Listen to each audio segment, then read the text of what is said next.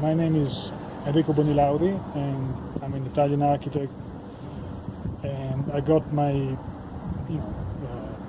architecture degree in Italy, and then I did a master in sustainable design in Sydney, Australia. And I think I've always been very much focused more on construction technology than architecture and design per se. And this has been throughout my college career and my master's. And I think being focused on cloud construction and details is what, via different intermediate steps, got me to Passive House.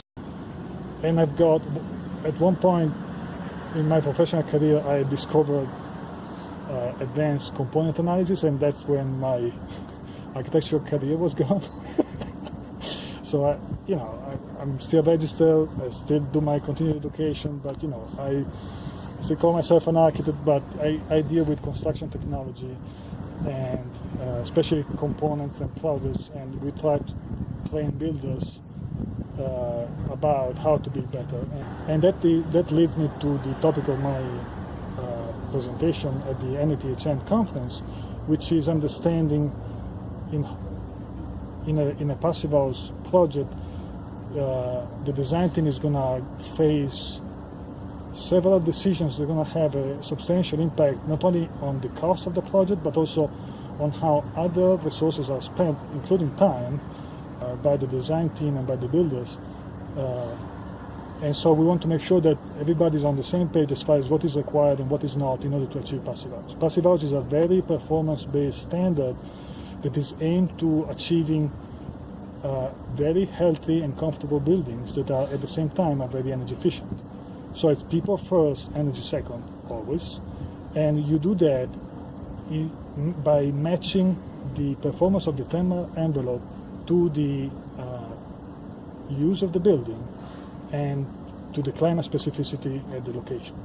So in my presentation, I'm going to be covering, I think, 4 or 5 key parameters that especially when you're designing a construction system or selecting different components, including windows and openings, are going to come across, and we want to stress very much what is important, what is not, to make sure that not only the component is suitable for the climate, and by suitable I mean it's not going to cause more than condensation, otherwise it's not a healthy building, and an unhealthy building is not a Passive House. That's it.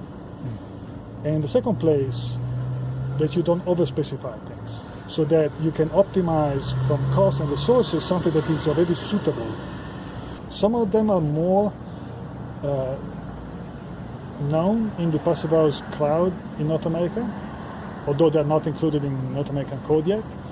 And we're going to be also covering some that are less known, but they are probably much more important in a optimized decision-making process.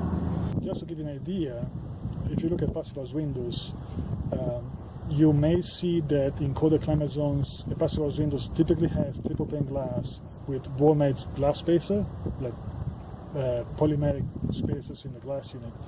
And that is something that is very, very suitable for cold climate zones, but that does not mean that you do need to have the same kind of window in a warm climate zone.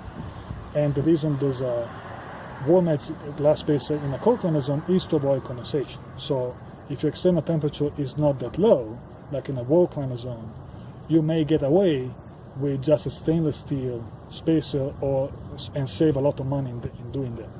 So that is why it's very important for any design team to understand exactly what is needed, so that the resources can be optimized in meeting the requirement for comfort and hygiene, but also in saving money. And I'm going to be covering those few key parameters in my presentation.